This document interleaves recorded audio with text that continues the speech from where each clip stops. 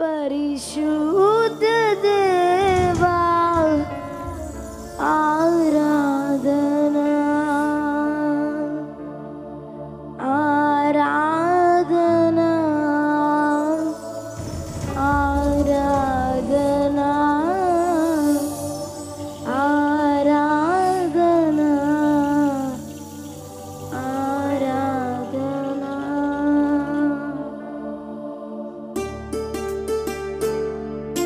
చప్పట్లు కొడుతూ దేవుని నామాన్ని మహిమపడదాం.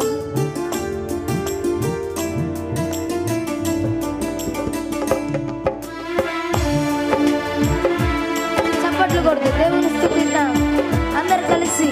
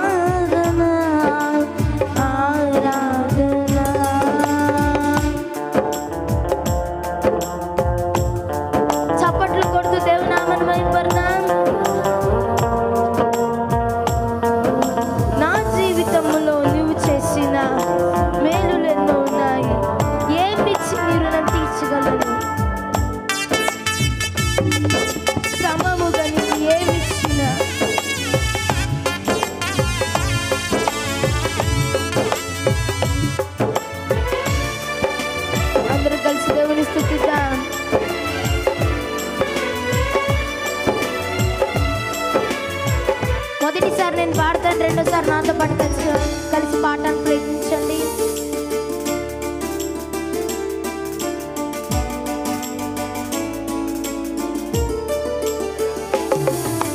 నా జీవితములో నీవు చేసిన మేలులు ఎన్నో ఉన్నాయి.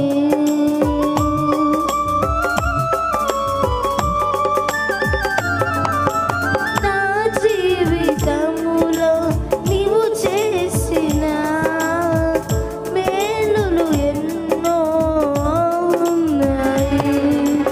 ఏమిచ్చి నీ రుణం నే తీర్చగలను, ఏమిచ్చి నీ రుణం నే తీర్చగలను. సమమగునా నీకు ఏమిచ్చినా, సమమగునా నీకు నేనేమిచ్చినా.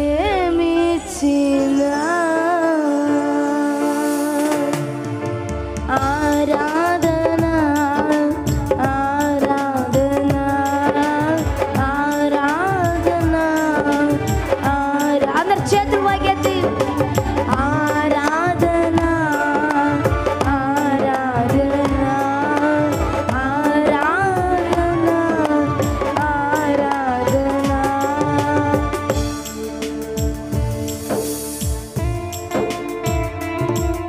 అత్యున్నతమైనవి నీ తలంపులయ్యా, నా ఊహకు అందవయ్యా.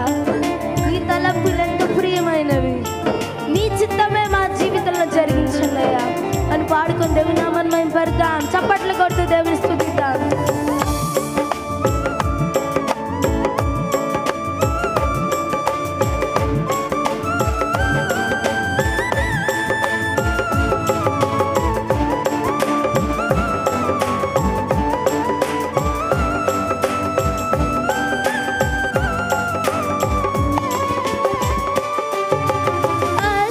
అత్యున్నతమైనవి నీ తలంపులేనయ్యా, నా ఊహకు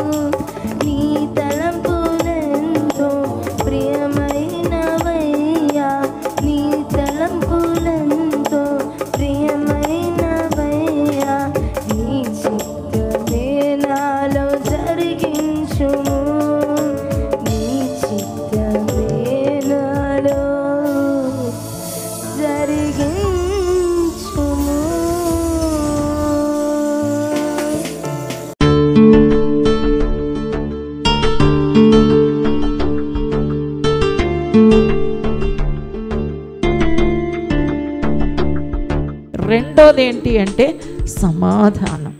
ఈ సమాధానం అనేది మనకి ఎలాగా కలుగుతుందంటే క్రీస్తు రక్తం చేత మనం కడగబడుతూ ఉన్నప్పుడే మనం సమాధానంగా ఉండగలం. లేకపోతే మనం ఎవరు చెప్పండి, శత్రువులం. రోమాపత్రిక 5వ అధ్యాయంలో అంటున్నాడు, మీరు శత్రువులుగా ఉన్నారు, పాపులుగా ఉన్నారు, భక్తిహీనులుగా ఉన్నారు, దేవుడికి విరోధంగా ఉన్న మీరు ఇప్పుడు దేవుడితో ఒక సమాధానాన్ని పొందుకున్నారు. దేవునికి స్తోత్రం. రెండోది, మనకి క్రీస్తు రక్తం వల్ల సమాధానం ఏర్పడింది. చివరిగా మూడోది ఏంటి అంటే సహవాసం. సహవాసం ఎలా వచ్చింది అంటే దేవుడు ఆత్మ మనలోకి రావడం ద్వారా మనము దేవుడితో ఒక అద్భుతమైన స్నేహ సంబంధాన్ని, సహవాసాన్ని కలిగి ఉన్నాం. దేవునికి స్తోత్రం. 8వ వచనం చూస్తే, ఆ ఊరి వారు వేకునే లేచినప్పుడు బయలు యొక్క బలిపీఠాన్ని విర్రగొట్టాడు. దేవునికి స్తోత్రం. బయలు యొక్క బలిపీఠాల్ని విర్రగొట్టిన అనుభవాన్ని కలిగి ఉన్నాడు.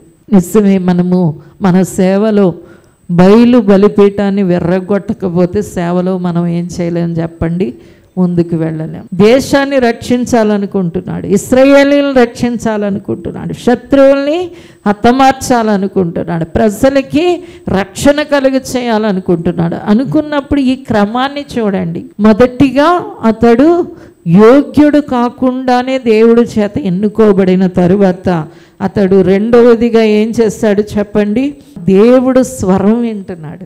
తనతో దేవుడు మాట్లాడుతున్నాడు, తన అంతరంగంలో మాట్లాడుతున్నాడు అనే గ్రహింపు అతడు కలిగి ఉన్నాడు. అందుకనే సేవకులుగా మనకి వాక్యం చేత సంపూర్ణంగా మనము నింపబడుతూ ఉన్నాం. నాలుగవదిగా మనము బయలు యొక్క బలిపీఠాల్ని విర్రగొట్టు వారమై ఉండాలి. దేవునికి స్తోత్రం. సాతానిదంటూ ఏది ఉన్నా కూడా మనము ఏమైపోతాము అంటే సాతానికి మనం చోటిచ్చిన వాళ్ళం అయిపోతాం. ఇక సాతాను అక్కడ ప్రవేశిస్తాడు. అందుకనే ప్రభు అన్నారు, ఒక ఇంటిలో ఉన్నది నువ్వు దోచుకోవాలంటే ఏం చేయాలి, మొదట ఆ బలవంతుణ్ణి బంధించాలి. దేవునికి స్తోత్రం. ఆ బలవంతుణ్ణి నువ్వు బంధించకుండా ఇంటిలో ఉన్న సామాగ్రిని నువ్వేం చేయలేవు, దోచుకోలేవు. అందుకని ఇక్కడ ఏం చేస్తున్నాడు చెప్పండి, బలిపీఠాలన్నీ కూడా బయలు యొక్క బలిపీఠాలన్నీ పూర్తిగా ఎర్రగొట్టేస్తున్నాడు.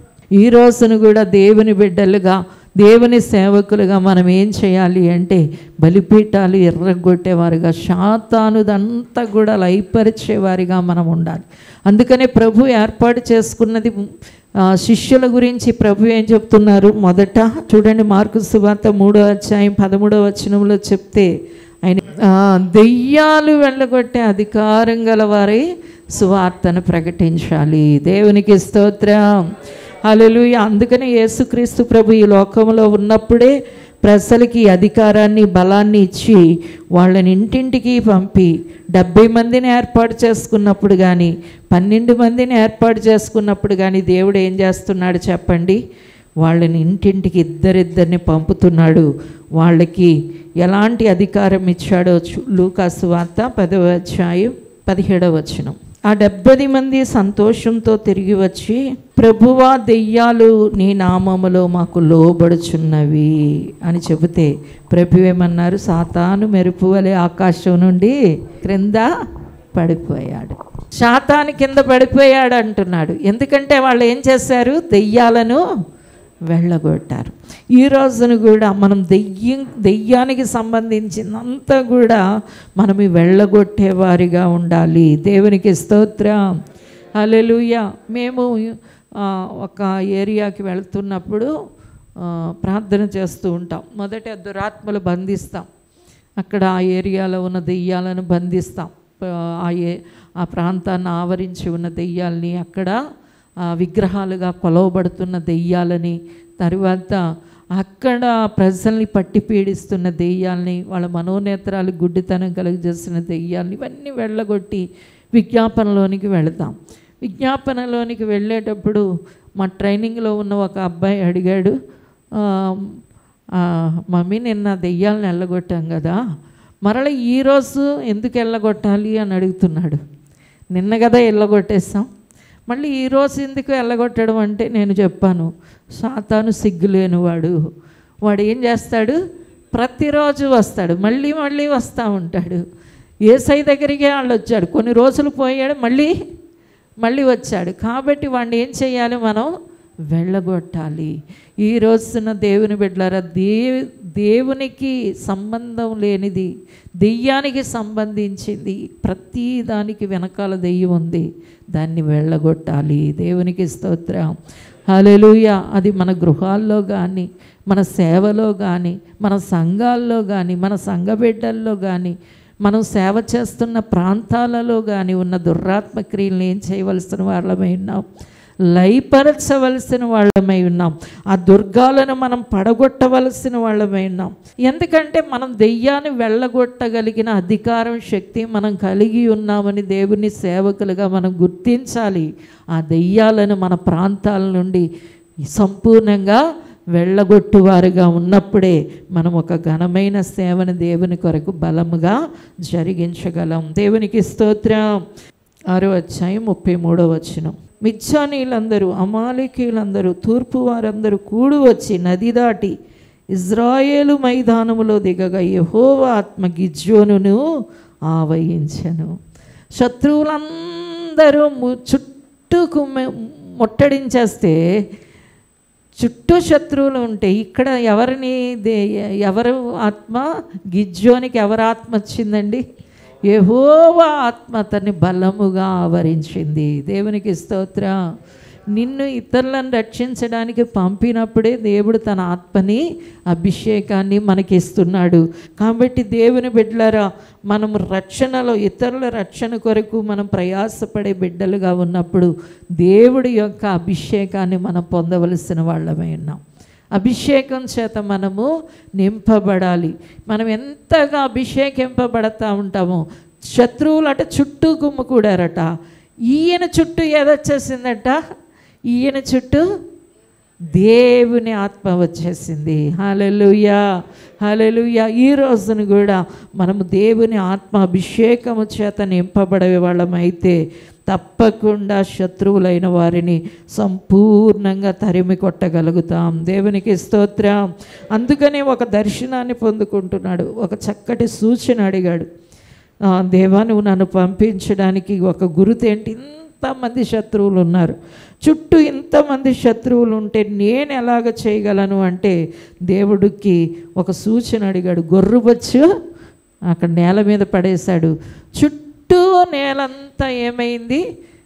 మంచు కురిసింది, గొర్రెబొచ్చు తడవలేదు. తర్వాత రోజు గొర్రెబొచ్చు తడిసింది, చుట్టూ ఉన్న నేల తడవలేదు. ఇదంతా మనకి ఎలాగ కనబడుతుంది అంటే అతడు దేవుడిని ఒక సూచనకు అడుగుతున్నాడు. దేవునికి స్తోత్రం. ఎందుకంటే ఇప్పుడు ధైర్యం వచ్చేసింది. పరిశుద్ధాత్ముడు ఎప్పుడు మనలోకి వస్తాడు, మనకు ధైర్యం వస్తుంది, బలం వస్తుంది, శక్తి వస్తుంది, వరాలు వస్తాయి, ఫలాలు వస్తాయి, ప్రేమ వస్తుంది. దేవునికి స్తోత్రం. జ్ఞానం వస్తుంది, తెలివి వస్తుంది, భయభక్తులు వస్తాయి. ఇవన్నీ పరిశుద్ధాత్మ ద్వారా మనకు కలుగుతాయి. కాబట్టి అతడు దేవునినే ఒక సూచన అడుగుతున్నాడు.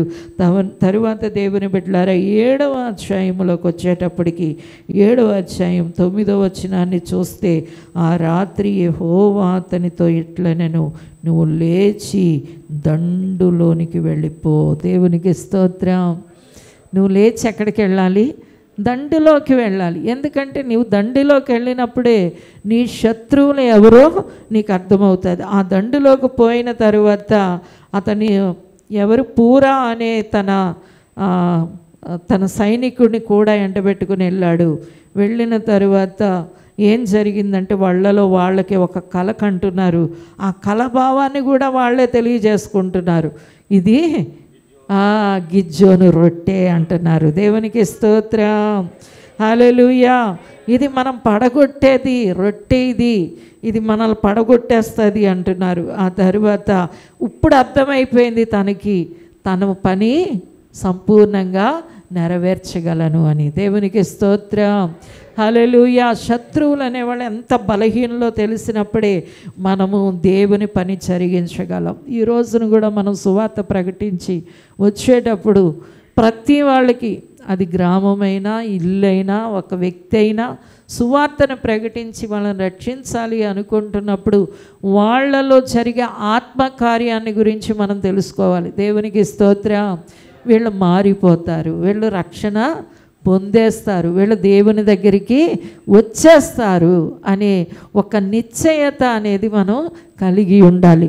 అందుకనే దేవుడు ఏం చేస్తున్నాడు అంటే గిద్యోనుని మొదటిగా ఒంటరిగా ఆ శిబిరంలోనికి పంపిస్తూ ఉన్నాడు. ఆ తరువాత చూసినప్పుడు దేవుని బిడ్డలారా, దేవుడు 3 వస్తువులు ఇచ్చాడు. అది ఒక కుండ, ఒక దివిటి, తర్వాత ఒక బూర దేవుడిచ్చాడు.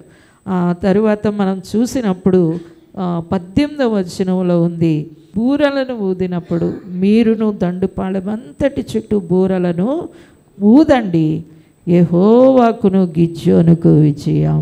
దేవునికి స్తోత్రం. మనం ఏం చేసినా కూడా ఎవరికి విజయం చెప్పండి? దేవునికి విజయం. దేవునికి స్తోత్రం. ఎప్పుడు కూడా నేను చేశాను, నేనింత చేశాను, నేనంత చేశాను అనే మన పేరుని గొప్ప చేసుకోకుండా దేవుడు దేవుడు దేవుడు అని మనం ఎప్పుడు చెబుతూ ఉంటామో అదే దేవుని విజయం అవుతుంది, అదే మన విజయం అవుతుంది. కాబట్టి ఈ రోజున గిద్యోను ద్వారా దేవుడు మీ అందరితో మాట్లాడాడు. దేవుని బిడ్డలారా, మనము గిద్యోనులాగా దేవుని దేశాన్ని పట్టుకోవాలనుకున్నాడు. ఇజ్రాయేలు దేశాన్ని గిద్యోను పట్టుకోవాలనుకున్నాడు. ఇశ్రాయేలుని కాపాడాలనుకున్నాడు, ఇశ్రాయేలుని రక్షించుకోవాలనుకున్నాడు. ఈ రోజున మన ప్రాంతాలను మనం రక్షించుకోవాలనుకున్నప్పుడు, మన ప్రాంతాలని శాతాను క్రియని మిజ్జానీలను ఓడించాలి అనుకున్నప్పుడు, ఇశ్రాయేలీలకు రక్షణ కలుగ చేయాలి అనుకున్నప్పుడు మనం ఈ పద్ధతులను అనుసరించే వారమైతే మనం గొప్ప కార్యాన్ని చూడగలుగుతాం. దేవునికి స్తోత్రం. హల్లెలూయా. నిశ్చయంగా మన ప్రాంతాలు దేవుని తట్టు తిరుగుతాయి. ఒక్కసారి మరలా మనం పునరాలోచన చేద్దాం. ఒకసారి మళ్ళీ మనం ఏం నేర్చుకున్నాం ఒక్కసారి మన నోటితో పలుకుదాం. అందరు చెప్పండి, మన నోటితో ఒక్కసారి పలుకుదాం. దేవుడు గిద్యోన్ని ఏర్పాటు చేసుకున్నప్పుడు ఏం చూడలేదు చెప్పండి? యోగ్యత చూడలేదు. కాబట్టి మనకి దేవుడు యోగ్యత చూడకుండానే మనల్ని ఆయనలో పెట్టుకున్నాడు. కాబట్టి నాకు ఈ బలహీనత ఉంది, నేను చేయగలనా, నాకు అసలు మాట్లాడడమే రాదు, లేకపోతే నేను ఇందులో బలహీనుణ్ణి, అందులో బలహీనుణ్ణి, నాకు అనారోగ్యం ఉంది, ఇది మనం ఇంకా దాన్ని తలంచొద్దు. దేవుడే మనల్ని ఎన్నుకున్నప్పుడు మనం ఎందుకు మన బలహీనతలు తలంచుకోవాలి? అవునా కదా? రెండోది చూడండి, మనం దేవుని స్వరాన్ని వినేవాళ్ళం. దేవునికి స్తోత్రం. హల్లెలూయా. ఆయన మెల్లని తీయని స్వరాన్ని మన అంతరంగంలో, మన చెవుల్లో గుసగుసలాడే స్వరాన్ని వినడానికి ఎల్లప్పుడూ మనం ఆశ కలిగిన వారిగా ఉండాలి. దేవునికి స్తోత్రం. ఎల్లప్పుడూ ఆ మంట మండుతూ ఉండాలి, ఆశ కోరిక మండాలి. దేవుడు నాతో మాట్లాడుతున్నాడు అని నువ్వు ధైర్యంగా చెప్పగలగాలి. దేవునికి స్తోత్రం. ఏమని చెప్పాలి చెప్పండి? దేవుడు నాతో మాట్లాడుతున్నాడు. ఒక చోటికి మనం వెళ్ళేటప్పుడు మనం చిన్న ప్రార్థన చేసి, ప్రభువా ఇప్పుడు నన్ను ఏం మాట్లాడమంటావు అని ఒకసారి ఆలోచించామనుకోండి, ఏం మాట్లాడమంటావు అనగానే మనకు ఒక తలంపు వచ్చేస్తుంది, ఒక మాట వచ్చేస్తుంది. అప్పుడు మనం ఏం చేయగలం? దేవుడు నాతో మాట్లాడాడని ధైర్యంగా చెప్పగలం. దేవునికి స్తోత్రం. మూడోది ఏంటి చెప్పండి? అతడు దేవుడితో ఒక సహవాసాన్ని, గట్టి సహవాసాన్ని కలిగి ఉన్నాడు. ఏం చేశారు? శాతాను యొక్క బలిపీఠాన్ని పడగొట్టేశాడు. దేవునికి స్తోత్రం. ఈ రోజున శాతాను దుర్గాలన్నీ మనం వెళ్ళిన స్థలాల్లో, మనం ఉండే స్థలాలలో దెయ్యందంతా కూడా మనం నిర్మూలన చేయాలి, నాశనం చేయాలి. దేవునికి స్తోత్రం. హల్లెలూయా. తరువాత చూడండి, దేవుని ఆత్మచేత అతడు అభిషేకించబడ్డాడు. హల్లెలూయా. ఈ రోజున కూడా చాలామంది దేవుని ఆత్మ లేకుండానే దేవుని సేవ చేస్తున్నారు. దేవుని బిడ్డలారా, మీరు ఆత్మాభిషేకాన్ని కోరుకోండి, దేవుని ఆత్మచేత నింపబడండి.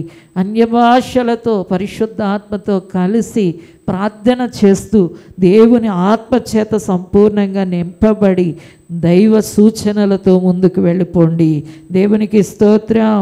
చివరిగా అతడు శత్రుపాళెంలోనికి వెళ్ళాడు. శత్రుపాలెంలోనికి వెళ్ళడం ద్వారా ఏం జరిగింది అంటే, శత్రువు ఎంత బలహీనుడో తనెంత గొప్పవాడో తెలిసింది. హల్లెలూయా. ఈ రోజున కూడా మనం శత్రువు ఎంత బలహీనుడో తెలుసుకోవాలి, ఎంత అల్పమైన వాడో తెలుసుకోవాలి. ఇది ఎలా తెలుస్తుంది అంటే, ప్రజల్ని మనం విడుదల చేసేటప్పుడే తెలుస్తుంది, ప్రజల్ని మనం విడిపించేటప్పుడు తెలుస్తుంది. ఓ ఈ దెయ్యం, ఏ దెయ్యమైనా, అది క్యాన్సర్ దెయ్యమైనా, లేకపోతే ఇంటిలో గొడవ పుట్టించే దెయ్యమైనా, ఆ దెయ్యం పారిపోతున్నప్పుడు మనం శత్రు శిబిరంలోనికి వెళ్ళినప్పుడు దాన్ని సంపూర్ణంగా నిర్మూలించగలుగుతాం. చివరిగా మనము ఏం తెలుసుకున్నాము అంటే, గిద్యోని విజయం, దేవుడు విజయం అని పలుకుతున్నారు. దేవునికి స్తోత్రం. ఎందుకంటే అక్కడ అల్పమైన వస్తువులు ఉన్నాయి, ఘనమైన కార్యాలు జరుగుతున్నాయి. ఈ రోజున దేవుడికే అధికమైన మహిమను మనము తీసుకురావాలి. మనం నిమిత్త మాత్రంలో దేవుడే ఘనత పొందునుగాక, దేవుడే మహిమ పొందునుగాక. అందరూ లేచి నిలబడదాం, చిన్న ప్రార్థన చేసుకుందాం. స్తుతి నాన్న, బలిపీఠం కడతానయ్యా, నీతో అన్యోన్య సహవాసములో అధిక సమయం గడపెడతాను, అధిక సమయం నీతో సహవాసములో ఉంటాను. ఆశీర్వదించు, అభిషేకించు, అభిషేకించు, అభిషేకించు, నడిపించండి రాజు, నడిపించండి నాయన. మానసికమైన ఒత్తిళ్ళ మధ్యలో, ఎన్నో అపజయాల మధ్యలో ప్రభు, ఎన్నో భారాల మధ్యలో అవన్నీ పక్కన పెట్టి అయ్యో అనేక కృంగుదలల మధ్యలో నేను నీతో సహవాసం చేస్తానయ్యా, నేను నీతో సహవాసం చేస్తానయ్యా. దేవుడు మాట్లాడుతూ ఉన్నాడు. దేవుని బిడ్డ, దేవుడు నిన్ను గణపరచబోతున్నాడు, దేవుడు నిన్ను గణపరచబోతున్నాడు. గిద్యోని విజయం, దేవుని విజయం ఒకటే. గిద్యోను జయిస్తాడు, దేవుడు జయించాడు. హల్లెలూయా. నీ విజయం దేవుడు నడిపించబోతున్నాడు. సాతానుని జయించి బంధించి ఓడించగలుగునట్లుగా సాతాను యొక్క బలిపీఠాలన్నీ కూలగొట్టాలి. ఎక్కడ కూడా సాతానుది అనేది ఉండద్దు. నేను ఎన్నుకున్న దేవుడు నమ్మదగిన వాడిగా ఉన్నాడు. నీ కుటుంబం మీద, నీ మీద ఒక ప్రత్యేకమైన కృప ఉంది. గిద్యోను తండ్రిని కూడా దేవుడు వాడుకుంటున్నాడు. అలాగే నీ ఇంటిలో ఉన్న అందరినీ వాడుకుంటాడు దేవుడు, అందరినీ వాడుకుంటాడు. దేవుని బిడ్డ ఆశీర్వదించబోతున్నాడు. దేవుడు గొప్ప కార్యాలు చేయబోతున్నాడు.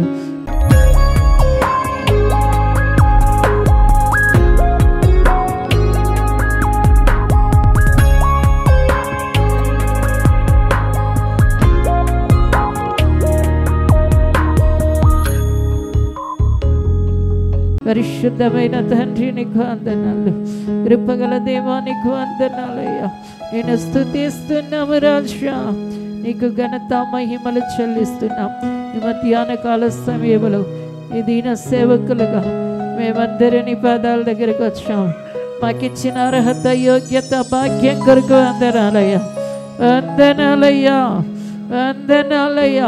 మీరు మాతో మాట్లాడుతున్నందుకు వందనాలయ్యా. నీ సహవాసం కొరకు వందనాలయ్యా. శత్రువు బలమంతటి మీద ఇచ్చిన ధిక్కారం కొరకు వందనాలయ్యా. అయ్యా వందనాలు. నీ ఆత్మాభిషేకం కొరకు వందనాలయ్యా. మీరు జయించారు, మమ్మల్ని చేయబోతున్నారయ్యా. నీకు వందనాలు చెల్లిస్తూ యేసునామమున అడుగుచున్నాము తండ్రి, ఆమేన్, ఆమేన్. వరంగల్లో దహించు అగ్ని సేవకుల సదస్సు నవంబర్ 17వ తేదీన ఉదయం 10 గంటల నుండి ప్రారంభించబడును. ముఖ్య ప్రసంగికులు డాక్టర్ థామస్ గారు, దహించు అగ్ని మినిస్ట్రీస్ రాజమహేంద్రవరం. స్థలం new Jerusalem Baptist church, circuit house, life line hospital road, Warangal. మరిన్ని వివరాలకు 9494940072 మరియు 73. విజయవాడలో దహించు అగ్ని సేవకుల కూడిక నవంబర్ 18వ తేదీన ఉదయం 10 గంటల నుండి ప్రారంభించబడును. ముఖ్య ప్రసంగికులు డాక్టర్ థామస్ గారు, దహించు అగ్ని మినిస్ట్రీస్ రాజమహేంద్రవరం. స్థలం కందుకూరి కళ్యాణ మండపం, జింకానా గ్రౌండ్స్, విజయవాడ. మరిన్ని వివరాలు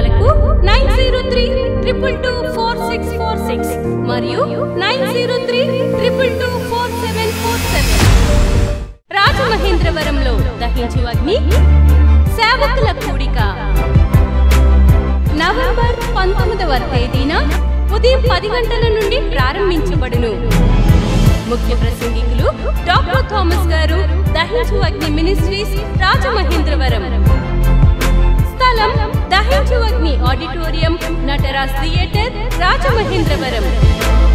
మరిన్ని వివరాలకు 9494940072 మరియు 73.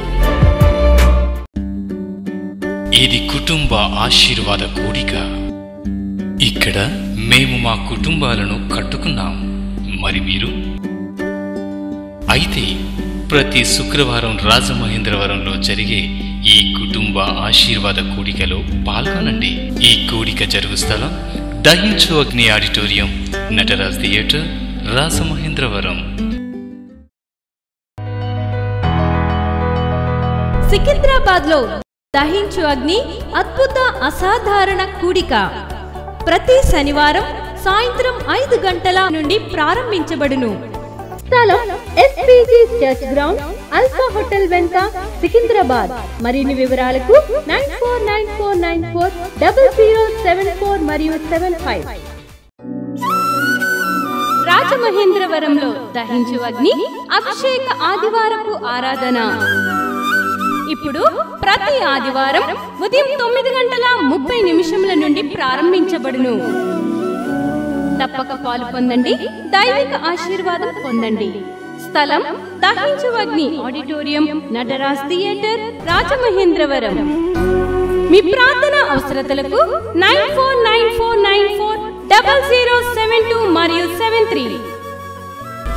ఈ టీవీ కార్యక్రమాన్ని చూసి ఆశీర్వదించబడినట్లయితే దహించు అగ్ని టీవీ పరిచర్యకు మరియు బ్లెస్సింగ్ ల్యాండ్ కు సహకరించండి.